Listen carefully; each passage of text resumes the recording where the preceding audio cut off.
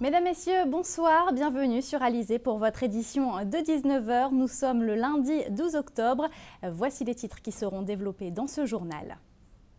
La grogne des avocats en Guadeloupe. En cause le projet de réforme de l'aide juridictionnelle. Face à la sécheresse, les agriculteurs ont mené une opération escargot en début d'après-midi entre Gourdeliane et la sous-préfecture.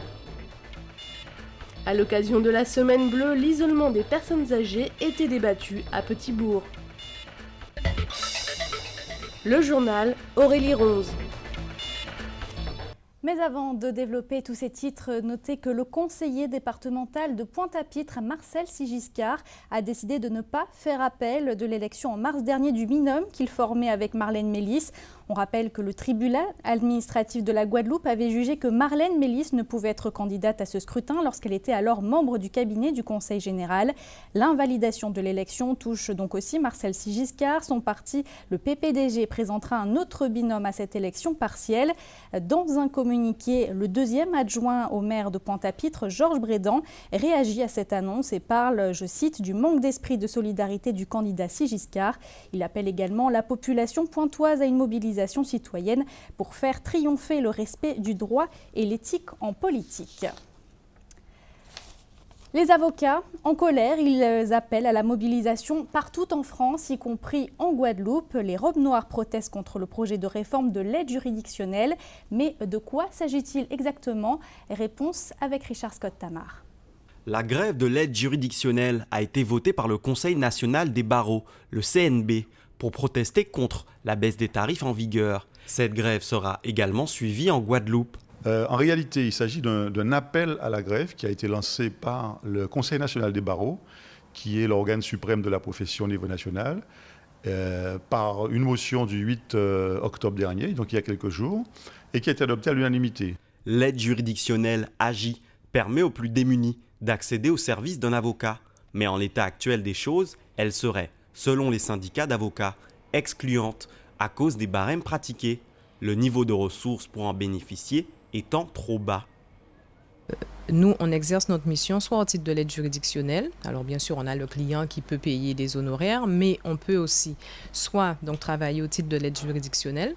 Ça, c'est le client qui va venir nous voir et qui va nous demander, nous expliquer qu'il n'a pas les moyens et donc qui souhaiterait qu'on intervienne pour lui au titre de l'aide juridictionnelle. Il y a des barèmes précis et on vérifie si effectivement il est exigible. Nous avons une population de plus en plus précaire qui n'a pas les moyens de se payer un avocat et nous avons donc un nombre croissant de dossiers.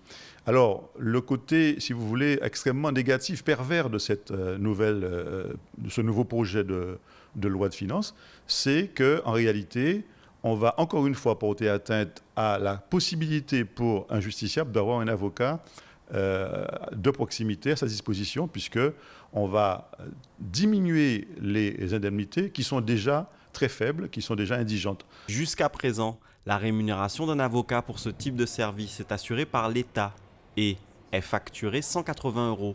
Le projet de réforme prévoit que cette facturation soit revue à la baisse, aux alentours de 160 €. Ce qu'on dit, nous, avocats, c'est que la volonté du gouvernement aujourd'hui met à mal l'aide juridictionnelle, les commissions d'office. Les avocats de Guadeloupe ne répondront plus aux demandes juridictionnelles. Le parquet devra se passer du soutien du barreau pour trouver des avocats susceptibles de répondre aux demandes des justiciables. Et les avocats guadeloupéens qui sont réunis en ce moment même en Assemblée générale pour décider de la suite à donner à ce mouvement. Vous avez peut-être été coincé en début d'après-midi dans des bouchons entre le stade de Gourdeliane et Pointe-à-Pitre. Les agriculteurs ont mené une opération escargot pour demander à l'État de l'aide face à la sécheresse. Ils souhaitent que l'état de calamité agricole soit reconnu pour l'ensemble du territoire. Ils ont été reçus par le préfet Jacques Billon. Une solution leur a été proposée. Le reportage de Muriel Barlagne. Les agriculteurs ont manifesté leur colère par une opération escargot. Ils sont partis de Gourdeliane pour arriver à Pointe-à-Pitre où ils étaient attendus à la sous-préfecture. Un rendez-vous avec le préfet, des représentants de la région et du département, de la chambre d'agriculture. Il y avait aussi des SICA et autres organisations de producteurs. Toutes les filières agricoles étaient représentées. La FDSEA avait préparé 12 points de revendication à étudier, parmi lesquels la reconnaissance de calamité agricole pour toute la Guadeloupe. Effectivement, la sécheresse touche la Guadeloupe depuis le mois d'avril. On aurait pu espérer effectivement cette fin de sécheresse au mois d'août, mais nous avons fait le constat qu'elle perdurait. Elle continue au mois de septembre. Donc il s'est agi, je dirais, pour nous de bien nous coordonner sur la constitution du dossier de reconnaissance de l'état de calamités agricoles, dossier qui doit être finalisé pour mardi prochain, puisque je présiderai un comité départemental d'expertise mardi prochain. Donc j'ai demandé à la Chambre d'agriculture, à la FDSEA et à l'ensemble des organisations de producteurs de me transmettre tous les éléments, puisque j'entends transmettre ce dossier dès le lendemain, c'est-à-dire le 21 octobre, en demandant au ministère des Outre-mer la réunion urgente de la commission interministérielle du Fonds de secours, de manière à ce que les agriculteurs puissent bénéficier d'une indemnisation au titre de cette calamité dans les meilleurs délais. La région s'est dit d'accord sur le principe d'une aide d'urgence, mais à condition d'avoir un arrêté qui déclare la calamité. Elle a d'ores et déjà débloqué 400 tonnes d'aliments pour les éleveurs bovins et 80 tonnes pour les caprins et ovins. Une rencontre qui a satisfait les agriculteurs. Actualité sociale toujours avec 6 personnes placées en garde à vue ce matin dans le cadre de l'enquête sur les violences perpétrées au siège d'Air France à Roissy. C'était il y a une semaine tout juste. Parmi elles, 4 salariés de la compagnie aérienne ont été interpellés à leur domicile. Ils ont été formellement identifiés grâce aux images vidéo. Pour ces agressions, les salariés concernés risquent un licenciement pour faute lourde, mais aussi des poursuites pénales. On fait tout de suite le point avec Karine Gelman. L'ombre d'un mouvement social pour Force ouvrière, l'interpellation de 6 salariés d'Air France suite aux violences du 5 octobre dernier envenime le climat social au sein de la compagnie aérienne. Les employeurs qui s'autorisent à supprimer des postes, pourquoi? Parce qu'ils veulent gagner plus d'argent, eh bien eux, ils sont tranquilles, eux ceux-là, ce sont les protégés des politiques, de l'État et de tout le monde. Et lorsqu'un travailleur se met debout et défend ses intérêts, eh bien, tout le monde gueule, tout le monde crie.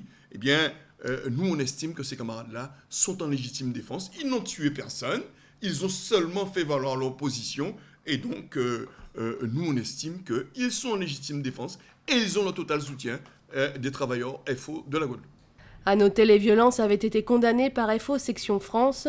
Toutefois, l'absence de remise en cause du côté du patronat ou des politiques agace le syndicat. Aujourd'hui, les travailleurs vivent une souffrance telle. Jamais on n'a connu ça. Vous savez, avant les événements de 2009, les travailleurs souffraient. D'ailleurs, c'est à cause de cette souffrance que les événements de 2009 ont eu lieu. Eh bien, aujourd'hui, travailleurs qui ont souffert plus qu'avant 2009. Travailleurs qui ont souffert plus. C'était la pire job là. Et c'est vrai que l'on voit au moins d'on travailler de mobiliser pour défendre intérêt à eux-mêmes, eh bien, il y a d'autres situations qui ne pas même éviter. Donc ça, moi, quand crée une chose là, et son crainte partagée par les autres organisations syndicales, c'est que il y a un risque dans ce pays-là. Et de toute manière, il y aura un choc social, peut-être un choc politique, je ne sais pas, mais un choc social. Tôt ou tard, ça arrivera. Rappelons que la compagnie aérienne a annoncé la semaine dernière la suppression de 2900 postes, une annonce qui fait suite à 3 ans de restructuration au sein d'Air France. On poursuit ce journal avec les personnes âgées mises à l'honneur toute cette semaine en Guadeloupe. Le thème choisi cette année pour cette semaine bleue, à tout âge créatif et citoyen. De nombreuses communes se mobilisent. C'est le cas à Petit-Bourg avec un salon qui leur était entièrement dédié aujourd'hui. Plusieurs thèmes ont été abordés comme l'isolement. Éric Pommier était sur place, son reportage. Salle Laura Flessel à Petit-Bourg ce matin. Tous ces seniors écoutent, avec une oreille particulièrement attentive, un thème qui leur tient à cœur, la place de la personne âgée dans la famille. Et puis ça tombe à pic, car nous sommes au premier jour de la semaine bleue qui se tient du 11 au 18 octobre, une semaine où nos grands mondes sont mis à l'honneur, bien que là, on pointe surtout du doigt l'isolement que rencontrent trop d'aînés en Guadeloupe. Le sociologue Franck Garin parle d'unir nos efforts pour briser ce cercle vicieux qui a de grandes répercussions sur notre société. C'est vrai que depuis les années 80, on est rentré de plein pied dans une mondialisation qui nous a écarté de nos valeurs traditionnelles. Et ces valeurs traditionnelles, elles sont détenues par ces personnes-là qui ont un stock, un capital de connaissances et d'expérience, de savoir, et qu'il faut absolument transmettre. Parce que pour résister à cela et exister en tant que peuple, nous avons besoin de l'apport des personnes qui ont traversé le temps. Et une coupure s'est opérée à partir de ces années 80. Il convient donc non pas de s'y adapter, mais de se réinventer. Et pour se réinventer, ça veut dire quoi? Ça veut dire que les personnes âgées elles-mêmes doivent faire l'effort de préparer l'avenir de leur vieillesse, si on peut dire ça comme ça. Mais ça demande aussi que les catégories plus jeunes, même si la Guadeloupe c'est un pays qui est en train de vieillir et qu'on prévoit que l'âge moyen sera de 46 ans en 2040, eh bien, il appartient aussi à la nouvelle génération de fabriquer, de trouver des espaces pour que ces espaces puissent accueillir justement les personnes âgées. Plusieurs raisons peuvent pousser une personne âgée à s'isoler du monde extérieur. L'isolement mène à la solitude et la solitude à l'isolement. Au CCAS de Petit-Bourg, le problème a déjà été pris à bras-le-corps, d'où son initiative d'aborder ce thème d'entrée pour donner le ton d'une semaine où le message doit être clair, bâtir un lien social est un devoir. C'est-à-dire, dès que nous sentons qu'il y a un problème d'isolement, nous sommes tout de suite en action parce que nous avons mis en place un réseau d'accompagnement sanitaire et social qui vient en aide aux personnes isolées. Donc, quand nous avons des signalements, nous sommes là pour venir en aide à ces personnes. Donc, ce réseau prend en charge la personne âgée dans sa globalité avec différents partenaires. Donc nous avons un médecin coordonnateur, la sécurité sociale. La solitude chez les aînés, un adversaire de taille. En France, selon les études, on estime que 16 à 25% des plus de 70 ans se sentent seuls. Les principales raisons de cet isolement sont la mort du conjoint, l'éloignement des enfants et la perte d'autonomie.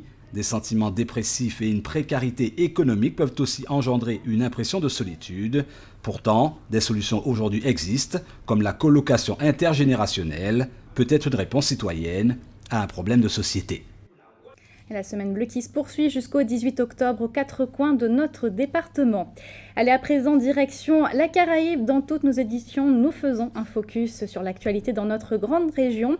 Ce soir, Jean-Luc Icard nous emmène à Antigua et Barbuda, au Brésil, aux Bahamas, mais aussi à Cuba. Voici la Minute Caraïbe.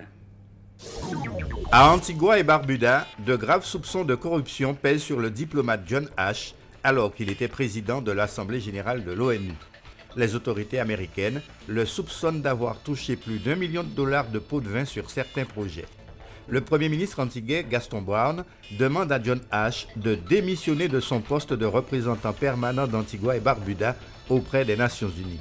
Et il garantit qu'une enquête indépendante sera ouverte dans son pays.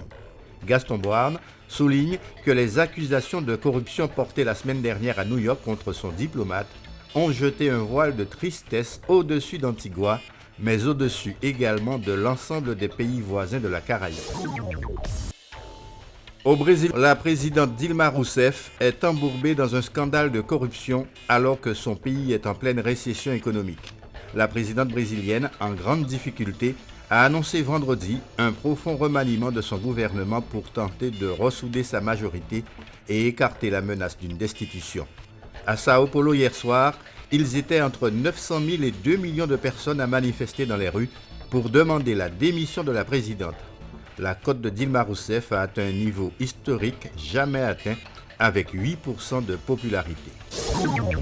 Aux Bahamas, la criminalité a augmenté de 30% depuis le début de l'année comparé à 2014. 117 meurtres ont été enregistrés contre 90 en octobre de l'année dernière. Le commissaire de police de l'archipel, Edison Greenslade, demande au gouvernement de lui fournir plus de moyens. Il précise que les policiers travaillent comme des fous pour garder les criminels derrière les barreaux, mais sans moyens supplémentaires, ils continueront de ramasser des cadavres. À Cuba, alors que les relations diplomatiques se réchauffent entre la Grande Île et les États-Unis, 14 migrants cubains ont été rapatriés par les gardes-côtes américains ce week-end. Lors d'une patrouille de routine, un avion des gardes-côtes a repéré un navire avec des migrants près des Marquises. L'embarcation a rapidement été appréhendée par la police marine 12 des migrants ont été immédiatement rapatriés, 2 autres sont en observation médicale avant rapatriement. À présent, un peu d'histoire dans ce journal. Ce 12 octobre est une date doublement symbolique. C'est en effet le jour de Christophe Colomb qui débarqua le 12 octobre 1492 dans les Caraïbes, plus particulièrement sur une île des Bahamas. C'est aussi aujourd'hui que l'on célèbre la Journée internationale de solidarité avec les peuples amérindiens. Petite leçon d'histoire avec Karine Gielman. 12 octobre, date incontournable de l'histoire des Antilles. L'arrivée de Christophe Colomb dans la mer des Caraïbes en 1492, ou plutôt l'arrivée des Africains aux Antilles. 6 siècles plus tard, le devoir de mémoire est présent parmi la population. Il ne faut pas que les gens se focalisent sur la question financière. Elle existe, parce qu'il ne faut pas se voiler la face, mais il n'y a pas que ça. On peut décider de faire en sorte, par exemple dans les manuels scolaires, ils ont fait un saupoudrage. Comme ça, donc tout est aseptisé pour que les gens soient aient des ornières et voient les choses avec une certaine vision. Non. Nous, au MIR, notre travail, justement, c'est d'exiger, sans concession, mais d'exiger de façon ferme et définitive, que les réparations, à tous les niveaux, soient octroyées aux Africains descendants, aux Africains eux-mêmes. Le 12 octobre, c'est aussi la date choisie par les Amérindiens pour honorer leurs ancêtres. Les Amérindiens, les premiers habitants de la Guadeloupe. Ce sont les véritables habitants de ces contrées. Ici, ça ne s'appelait pas Guadeloupe, ça s'appelait Karukéra, qui est une appellation amérindienne. Donc effectivement, nous sommes aussi pour nous rapprocher des organisations qui se battent pour la reconnaissance et la réhabilitation des Amérindiens. Le 12 octobre pour le MIR, c'est un jour de mémoire, de rassemblement. Au-delà des réparations financières ou matérielles, c'est surtout ne pas oublier d'où nous venons pour mieux avancer. Avant de se quitter, on fait un point sur vos conditions météo. Demain matin, toute la Guadeloupe aura le droit à un très beau soleil, comme vous le voyez sur cette carte. Les températures au réveil entre 26 et 29 degrés. C'est la fin de cette édition. Merci de l'avoir suivi. Dans quelques instants, le journal de TF1 suivi des pronostics hippiques de Prévert Mayingo. Vous retrouverez ensuite enquête exclusive consacrée à la ville de Rome. Je vous rappelle que l'actualité continue sur notre site sur le www.alizé.com. Pour ma part, je vous donne rendez-vous demain à 12h30 pour votre édition de la mi-journée. Je vous souhaite une excellente soirée sur Alizé.